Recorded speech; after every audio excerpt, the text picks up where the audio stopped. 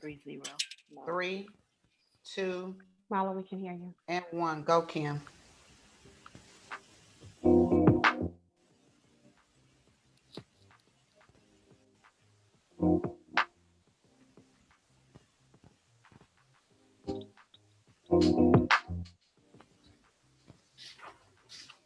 And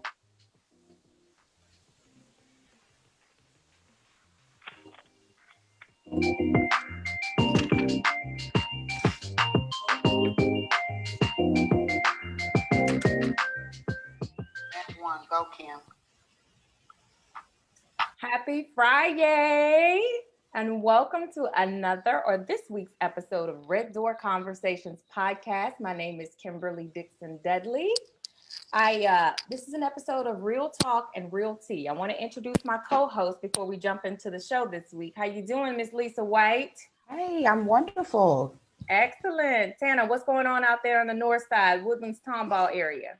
Girl, just relaxing like everyone else are trying to anyway, and relaxing when I can, but working in this heat. Good. Oh, don't get me started. Marla, how is it out there in Clear Lake? How are you? Oh, it's beautiful. It's beautiful. I'm glad it's Friday. Sunny on the water. Okay. Oh, yeah. You're glad it's Friday. You're still working. What is Friday for a realtor? Hey, Exactly. Well, hey, we'll talk about it. We're going to talk about that. Speaking of which, today's show topic is the top 5 things that you need to know before getting your real estate license in the state of Texas. And so there's a ton of things that you really, really need to know, and none of them include your wardrobe selection. So get your pen and paper. You're going to want to take some notes. If you're interested in getting your real estate license, we have all been asked this question over and over again. There are some really key steps that you want to focus on to help build your business now and going forward. So before we get into the show's topic, we have a red hot topic that I'm really excited to talk about. Yes, we do. And I'm going to do more than talk about it. I'm going to actually do a demonstration because I want to tell you guys about this small business owner. Her name is Tracy Faltry. And I mean, she is doing it big in the Houston area. She has a cosmetics line that's XOXO Tracy Cosmetics. And she has a website that you can go to. It's XOXO Tracy, TRACY Cosmetics.com. Anyway, her lip line, y'all, is everything. You like it too, Kim? Yes. I'm wearing a lip balm today. And so, for those who know me, y'all know I don't really even like gloss. I always like to have on lip stain. And she carries some amazing colors, lip stain. But just, I try to be open-minded. And so I said, you know what, let me try the gloss. And so I'm going to do a demonstration for you guys. Hopefully y'all can see it up close and personal. But I have here her berry liner. Look at that, how beautiful it is. Oh, and when I saw it at first, I was like, I don't know if I would wear that. But let's see. Let's take a look. And I'll do a real quick demonstration. I like this part right here because that was real. Mm-hmm. So real. Y'all know I'm extra. Y'all know I'm extra. Let's see. So, there you go. All right. See how pretty that is? That is. That's beautiful. And then I'm going to, just for the sake of trying something different, I'm going to, because I always, as I said, I always wear lip stain, but she's got this gloss, and it's called Girl Next Door. So I'm going to try that with it. And it's real pretty, but it feels so good. Oh, that's the one I want. Oh, you want that one, Kim? I wanted that one. Kim, you should have told me. Now, how does it feel going on, Marla? Oh, is my it nice God. and smooth? And it's very smooth. It's thick. It is, y'all know I typically don't wear lip gloss, but this is something that I would definitely wear. Yeah. That's what I was saying, Tana. This is another Mhm. color on her brand, and this is called Diva, but I have it Mhm. lined with a color called Wine, and I just put the Diva in the pout area. But the consistency of the liner and the gloss is so easy, and it goes on really well. And I don't know if you can see this or not, but I tried one of the red stains last night, and I promise you I took a shower. I scrubbed this to And come it's still off. on there. That's what I did last night. I have it's called Icon. So I put Tracy's Icon on, and I did the liner that I have on is Wine. I have like liner on. And so last night I actually played around with it, and I put it on I put it on my wrist area. But I had to really take really use, I had to use makeup remover plus Albolene to really get it off, because it just stayed on there. It went on smoothly and doesn't stick. So So y'all go to the website. That website again is XOXOTracyCosmetics.com. Y'all should really get with Tracy, and I'm telling you. Well, Lisa, what do you have on? Well, I cheated a little bit because I'm like Marla. I like lipstick as well. And so I have on another purple, but I did put Tracy's 15, I think is the name of this, is 15. I put that over what I have. And what I have on is MAC, the heroin color. And I put Tracy's 15 over that. So that's pretty. This is the lip gloss over the MAC color heroin. I do like this though. I like the thickness of it. I like the it does go on very smooth, and it just seals the lipstick, which I like. Doesn't feel heavy. Right. Well, I actually like for my gloss though to feel a little heavy. This is the bomb. Yeah, you've got to get this one, Kim. I like that. Cute. That was the one I wanted to get yesterday. Yeah. So Kim, tell us what you have going on. So so excited to share this. So you guys have heard me talking about building. My development company is building 20 homes out in the southeast part of Houston, Texas. So I'm excited. Yes. We're moving right along, but in the interim, I want to share with our visiting or viewing audience that we will have a drive-in pop-up movie night next Saturday, August the 15th at 8:30 p.m. on the site where the Vantage Point at Sunnyside new development will be. So want to invite everybody out. This is a byproduct of the community. We're doing this in the interim until we start building the actual 20 homes. And so if you're with your family looking for something fun, safe, and cool to do next Saturday, August the 15th, come out. We'll be playing Black Panther on a 30-foot screen. We'll have food trucks with barbecue, ice cream, fried shrimp. You got to get your food and get back in the car and watch and enjoy the event from a social distance. But I think it was a cool thing to do in the interim until we get ready to start building. But y'all know my primary goal is to build these homes. Correct. To build these homes. Yes. So they are 3 bedrooms, 2.5 bath, 2-car garage. It's a gated community located 10 minutes to the medical center, 15 minutes to downtown. If you work at Worthing High School or Reynolds Elementary, you're 2 to 3 minutes from work. So it's very centrally located, starting in the low 200s. I got the lender to come in. My preferred lenders are giving this, catch this, you guys, 0 down, a low locked interest rate of 4.125 for 12 months. So anyone who applies for the next 12 months is eligible for that rate. No mortgage insurance. No mortgage insurance. They're waiving the mortgage insurance fee. And so let me tell everybody what that means.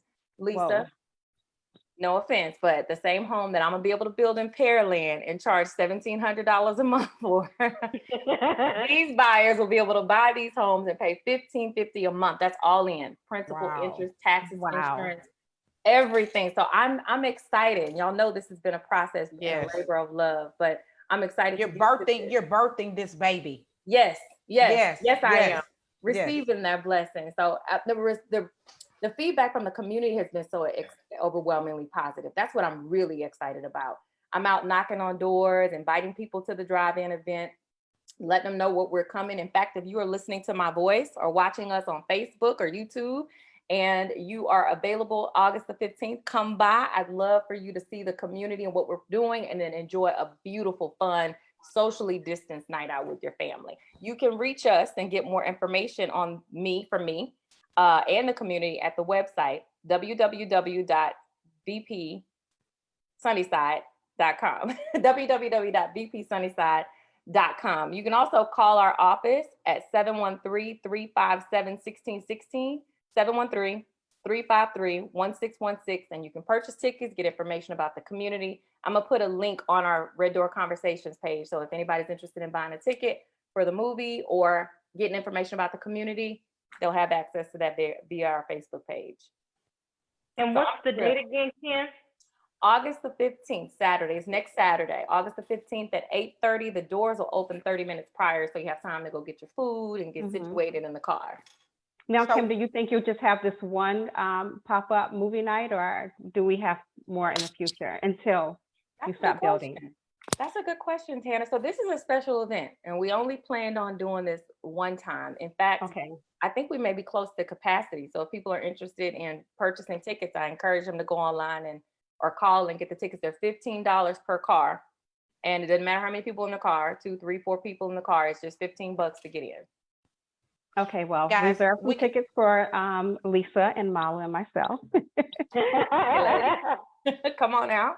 And see, and so guys, can we say that this is just a lady boss? This is a lady boss. Absolutely. This is what lady bosses are doing and looking like. Sure. Now. Thank you, lady. Thank you. Yes. And right back at it. So thanks, guys. So Marla, let's get into the meat of this show. Well, you know what? I was so looking forward to doing this show, and I'll tell you why. I'll start off with something that I found very funny, and that was another realtor friend of mine.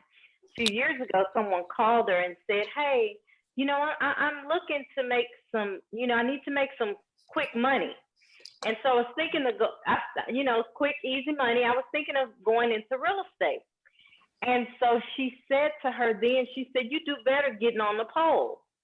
And so I thought that was so funny because, oh my God, so many people get into real estate thinking that it is easy, that it is, you're going to make all this money. You're not going to have to do much work at all. And so I'm excited about doing this show because I want to give people the meat of it, because there's so many times, yes, the absolute real deal. Because I think so many times, if you're doing a good job of it, you make it look very easy. But on the flip side, if you're doing a terrible job of it, you can too make it look easy. So we want to talk to people today about, like Tana said, the real deal. So I'm just going to start by saying that, one, if you're interested in going into real estate and you just want to know if you have what it takes, we're going to give you the nuggets that you need today to help you to decide whether it is for you or whether it, may not be for you. And I'd like to start off with talking about business planning, because, if you open any other type of business, you know that you're going to come up with a business plan. But so often, people get into real estate without a plan, without even a goal, and that changes over time. And so with that being said, you should have a goal. I'm thinking, a 1-year plan. What is your 3-year plan? What is your 5-year plan, 10-year plan? And so with that being said, I'd like to talk about within a 1-year plan, what are your expectations? What is it that, what type of money are you trying to make? Because like I said, people come in and they think that, hey, I'm going to make all this money. How are you going to make this money? Because there's money to be made, but how are you going to make it? And the only way to do that is to put a plan in action. And with doing that business planning, you're going to, one, be treating your business like a business. You're not going to go into real estate thinking, oh, I work for myself, and not just real estate, any business owner. You don't work for yourself and, oh, I'm going to sleep all day and I might get up and do something today or maybe not. So with that business planning, you want to treat it like a business. You want to make sure that you are having face-to-face meetings with people. You want to make sure that you are marketing yourself. First thing you want to do is set your business up as a business. And so oftentimes people don't even do that. With this pandemic happening, and everybody talked about the EIDL funds, the PPP funds that were available, so many people were not able to even take advantage of those things because their business was not even really set up as a business. And the IRS says that if you make less than $35,000, they consider that a hobby. I believe it's 35. I could be a little bit off with that number, but they consider it a hobby and not even a business. So you want to make sure that you have a business plan in place. You want to make sure, you might say, well, Marla, what is the difference between a 1-year business plan, 3-year business plan, 5-year business plan, and so on and so forth? Well, in that first year, you want to make sure that you set a foundation. That's the first thing you want to do within that business planning. You want to come up with, how am I going to get myself out there? You also want to find out how you're going to choose a brokerage, because when you come onto the scene, you're brand new. You want to choose a brokerage that works for your style. You want to make sure that whoever you are coming into a business partnership with, that 1, they have the training that you need, that 2, you are making yourself available for the training. 3, you need to understand what it takes for you to get that training that you need, because oftentimes I hear people saying, well, I'm going to go over here. They're saying that they have this, or they're saying they have that. Are you available for that? Are you going to make sure that you put everything that you have into that? And so those are just some of the things, the 3-year plan, your 3rd year in real estate. Go ahead, Lisa. Oh, I wanted to just make sure that if they're wondering, what are the ingredients of the business plan? You want to make sure that you have a mission statement. You want to make sure that you include in there your threats. What could potentially stop you from accomplishing your goals? So those are your threats.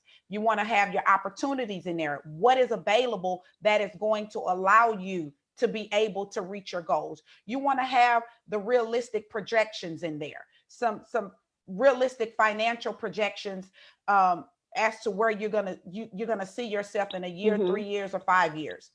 And then also, when you talked about brokerages, selecting a brokerage, I want everybody to know that when you are looking for a brokerage, it's like going and looking for a job. And so you're going to interview several brokerages. Just because you have a friend that's a broker, that may not be the best fit for you. You need to go in and you need to interview at least 3 brokerages to find out which one is a good fit for you. And that's it. Absolutely, Lisa. No, you said it. You're right. So really, they need to create that. What is it called? A SWOT analysis. That's it. Strengths, their weaknesses, opportunities, and threats. There you That's go. Right. Absolutely. In order to put that business plan in place. And that business plan is going to grow over time, because within your first year, it's going to look a little bit different. It should look a little bit different your first year to your 3rd year. Within that first year, your SWOT that Lisa mentioned is going to look a little bit something like you creating more opportunities and taking advantage of those opportunities, where in the 3rd year, you should have your feet a little bit more settled and you have more clientele at that point. And at that point, you're working the clientele that you do have already. So I want to make sure that you guys, choose the right brokerage. as Lisa said, don't just go with your friend because it's a brokerage. Also, I'll say this too. Don't go with a big name brokerage just because of the name. Because, and a lot of people, you know, that goes against a lot of things that a lot of people think. But I will tell you, if you just make sure that it's the right brokerage. That's all I want to say. Fit for you. Yes. It's the right fit for you, because something can be offered, but you have to take advantage of what's being offered wherever you go. And we have, let me give an example on that when we mean choose the right brokerage. For example, if you already have a full-time job and you want to work this business part-time, but you go to one of the bigger names and all they are accepting are full-time agents, that's not the right fit for you. And you don't go in there and say, well, yes, I'm going to work this full time, knowing you have a full-time job, because they're going to have this set of expectations from you where you're only able to deliver here. So also another example, if you are a brand new agent, just hit the ground, just took your license, just passed, it's probably not a good idea to go with a firm that doesn't offer a lot of training, because the license doesn't tell you how to be a realtor. It's really having an accountability partner in your brokerage or your firm. Or even if it's somebody else that you know that's within the firm. But like good you mentor. Said, making sure that the fit is based upon your skill level. If you're already a successful business person, you have a lot of sales and marketing experience, done a lot of training, and you really just need to marry your training with real estate, then maybe a big firm could work for you, because you know there's an opportunity for you to grow. But you kind of stifle your own growth by not starting off what Marla said, by creating your business plan, identifying what your goals are, making sure you're marrying the right brokerage, and that you're holding yourself accountable. Because what's the statistic? Most people get their license and stop practicing after 3 years? Is it 3 years? I thought it was 5 years. Is it 5? Yeah. Yeah. But if you think about it, we'll talk about this later. There's a financial commitment to this. You're going to pay for a license. You're going to pay for continuing education. You're going to pay for marketing. And if you're not I always liken your business to a car. You got a brand new shiny car, brand new shiny license, but you don't put any gas in the car. It's not going to go anywhere. You got to invest in yourself, invest in your business. So very good points, you ladies. And not only, Yep, and not only do you have to invest in your business, you got to invest in that time when you're actually taking those classes to prepare yourself for the exam, because it's a lot. And a lot of the questions, I know for me when I took it, that is on the exam, you're not really learning those in the classroom. Right. You really have to put that time into study, because things are a lot different now when these new agents are taking the exam. Now they're proctoring the exams. And so you can't use your notes. You cannot use your book. You really have to put that time into, studying, so that way you can pass that exam. Because if not, you'll be one of those agents taking it 1, 2 times, 3 times, just to get your license. So Marla, it's a lot of work that goes in there. Did you have anything else? The other thing that I wanted to mention too was making sure that when you do your business plan, that you take into consideration the insurance that you will need. And I'm sure we'll talk a little bit more about that, but you want to know, there's errors and omissions insurance that, a lot of the brokerages carry, but you need to sometimes carry it for yourself. You need to make a decision on if you should. There's also, we have management liability coverages. You need to find out if your brokerage has that. It's all kinds of things that you need to know that are more important than, I'm just, in real estate now and I'm happy and I'm selling a home. And so that's the main thing that I wanted to make sure that people know, that it is a business, and it's a hard business. So and then also decide which agent you want to be. If you want to practice more like residential, if you want to work with residential sales or commercial sales, that's also something to consider. Now, just to kind of piggyback on what you were saying, Marla, the importance of the errors and omissions insurance, your brokerage, if you're going with every brokerage should have that, but the importance of it, let's just say you're in the middle of a transaction and something within that transaction, you make a mistake, because it does happen sometimes. We're not perfect, but that errors and omissions insurance is in place to cover you in those mistakes. So you can't just willy-nilly out here close deals, and then something happens and you get fined. And I'm sure we're all familiar with triple damages. Triple damages are meaning you have to pay 3 times the amount of the damage that was performed. And if you don't have that saved in a savings, that errors and omissions kicks in to cover that. So it's very important. Planning, is that a part of financial planning? Well, I was just piggybacking on what Marla was saying. If we're going into the financial piece of it, I can sure get there. I have it all here. Are you ladies ready? Because some people think that, oh, they spend $500 and they have their license, they're good to go. Negative. So the first step, if you're looking at the financial piece of it, guys, is the cost of a license. If you have pen and paper, let's grab it now so you can jot these numbers down. So you have to be 18 years of age or older. You have to be a citizen of the US or a lawfully admitted alien. The application fee for a sales agent is $205. And then they charge you a fingerprinting fee. That fingerprinting fee is $38.25. And then they also going to charge you what we call a real estate recovery fee. That is $10.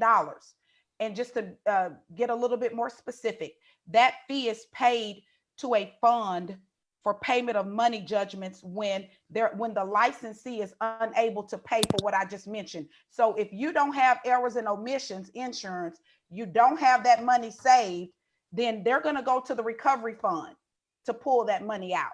So when you get your license, you have to pay $10 for that, to that recovery fee. To that recovery fund. But listen, they're going to give you the money so that you can get that case off your back, but you have to pay that money back. Absolutely.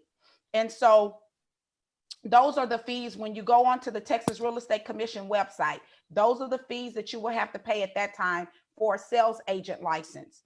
The next thing that I'm going to talk about is the actual cost to go to real estate school. Now, there are many real estate schools out here in the Houston area.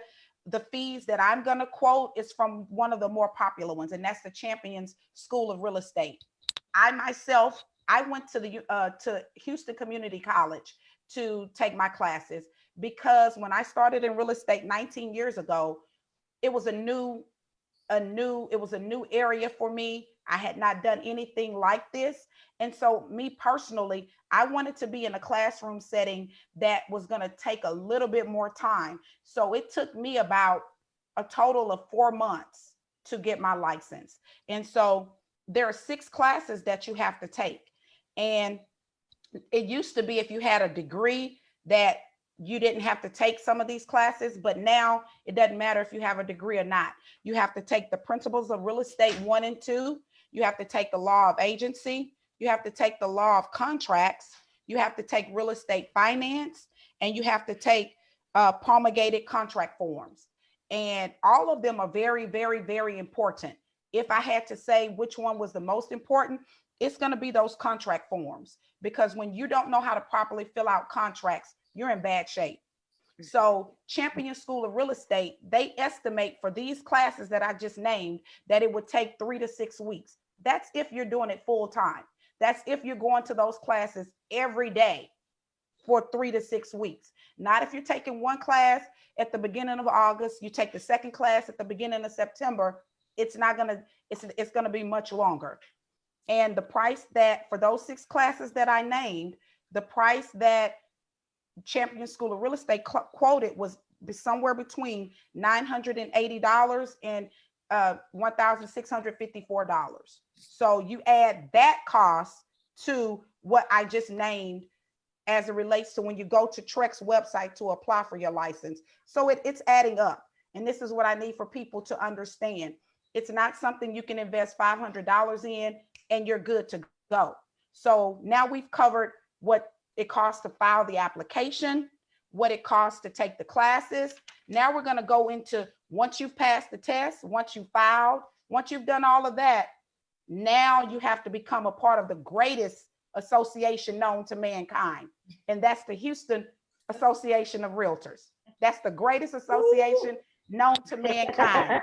We are paving the way, guys. Yes. Other associations are coming behind. That's it. Mm-hmm. So, and these numbers are very accurate. You know why?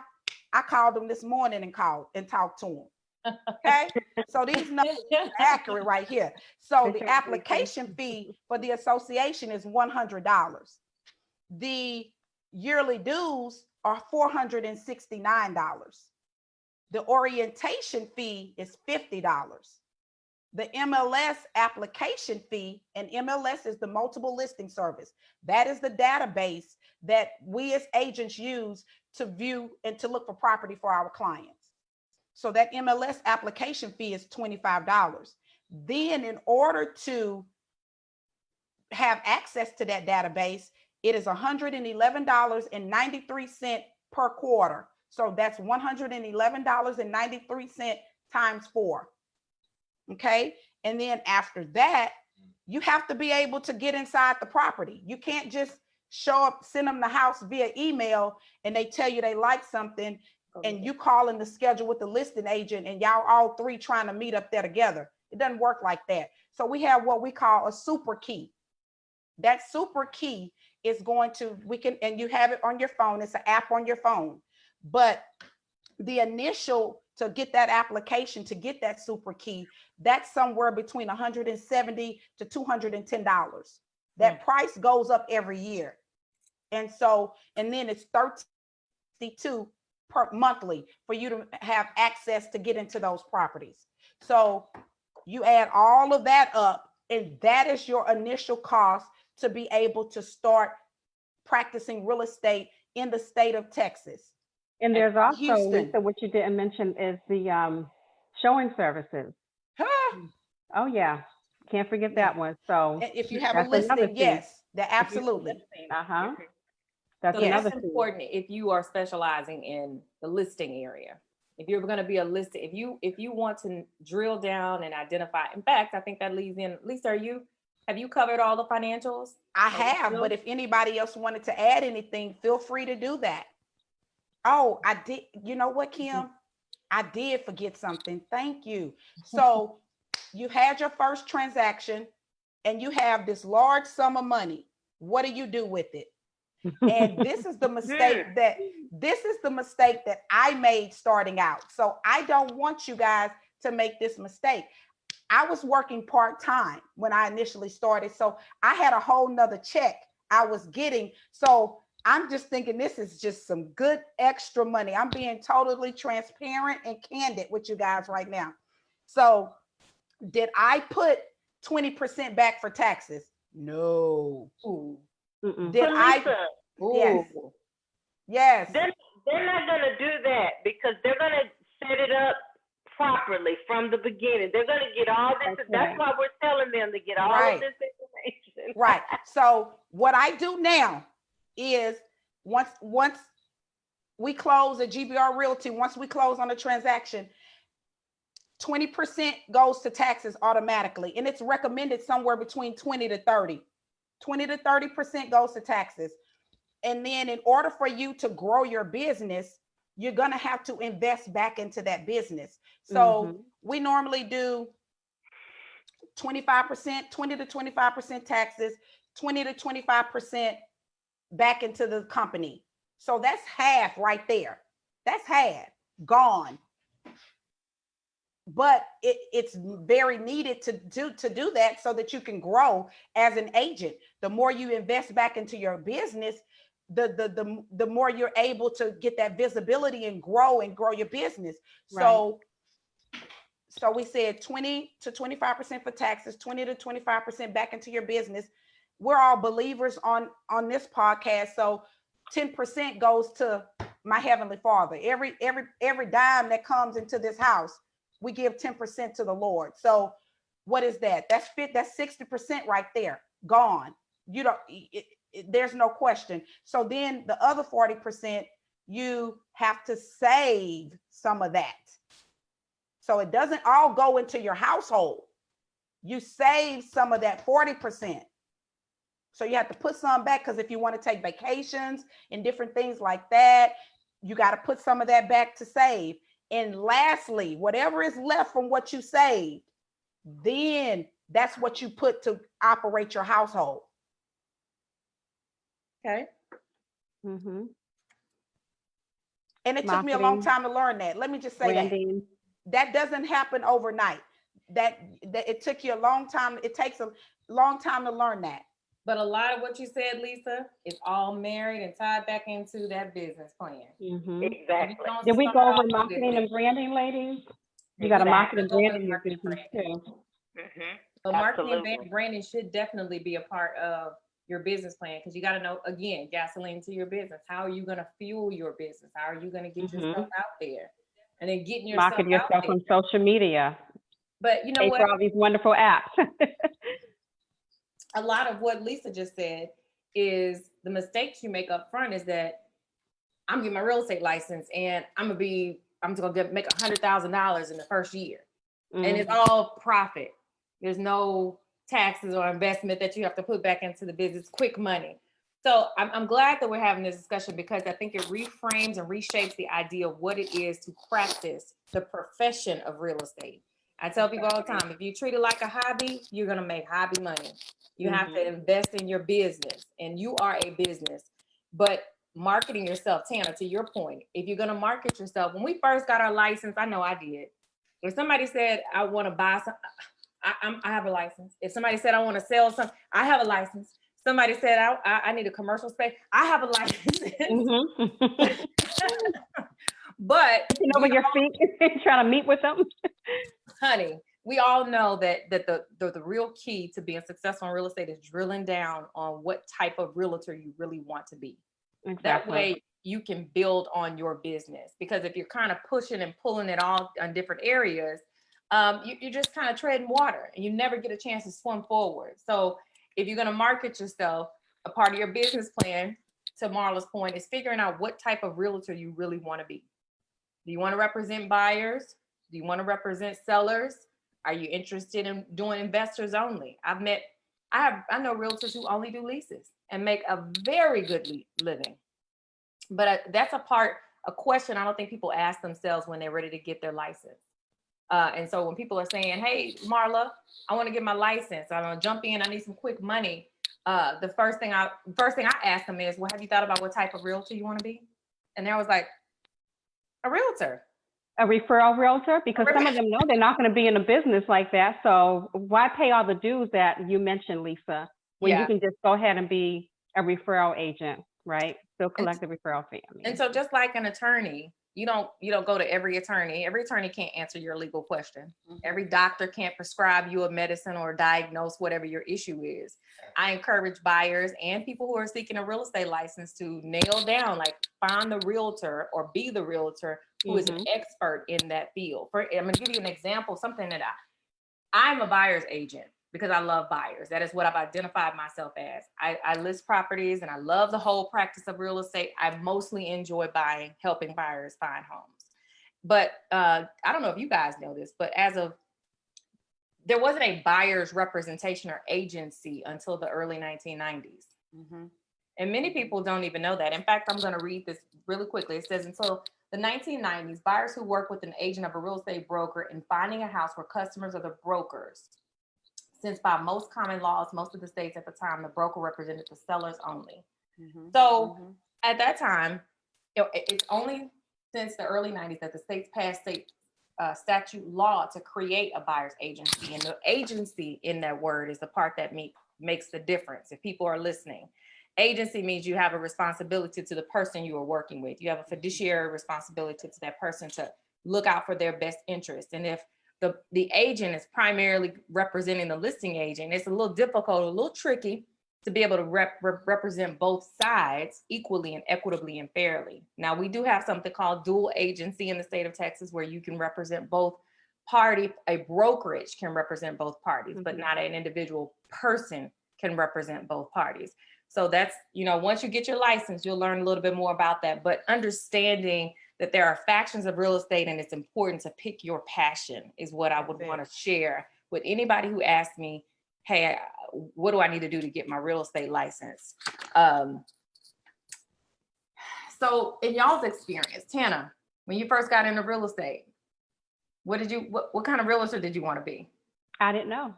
I didn't know because no, listen, let me finish. Let me elaborate on that. Go I'm going to tell you the reason why I didn't know. The reason why I didn't know is because I think you need to get that experience working with sellers, working with buyers, working with renters, working with investors, doing commercial properties, as well as residential. So that way you can determine which realtor you want to be. That's good. And go from there.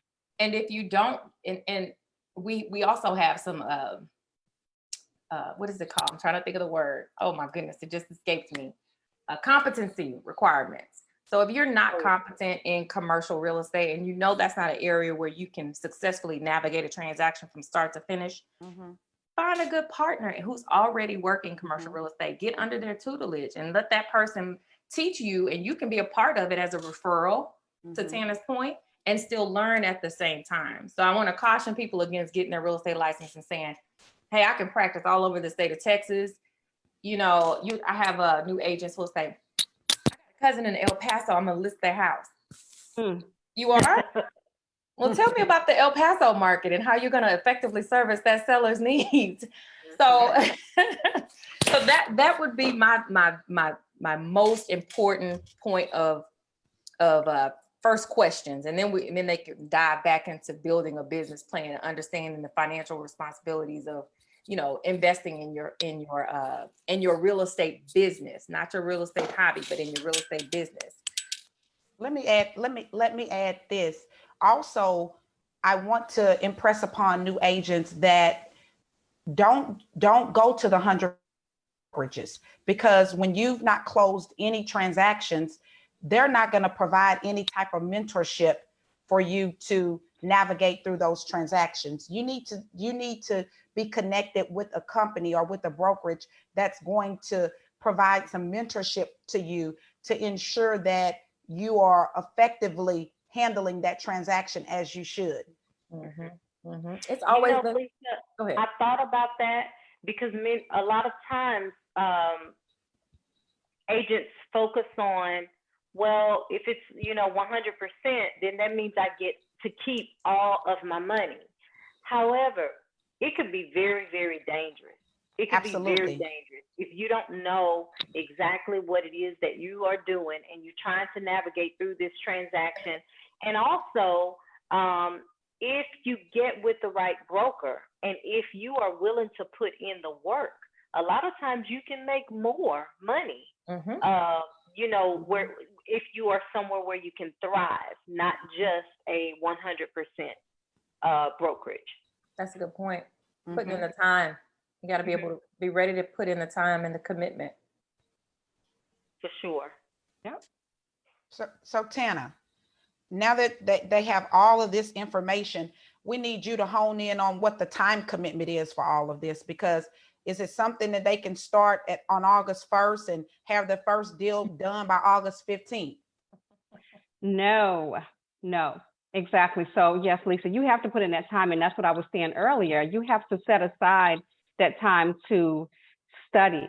You have to set aside that time, to just learn everything that you need to learn about the business. So that way you can start closing successfully. You can get the clients that you need. So when you first started in the business, how many hours did you say on a weekly basis did you commit to your business? So are you saying studying or just the business itself? All of it. Oh my goodness. Lisa, it seemed like, oh my God, probably more than 60 hours. I don't recall really getting any rest, because it's almost like you become, I don't want to say obsessed, I'll say fixated on learning what you need to learn, on doing the research, on doing, studying like you need to study, trying to make sure that everything is correct so that way you can get the business that you need to get, to be successful, to thrive. Okay. But it was a lot of hours. So when you get your license, is there any type of certain educational requirement that we need to let those that are considering this path know about? Yeah, when you get your license, you need to, are you saying like have continuing education? Yes. Yeah.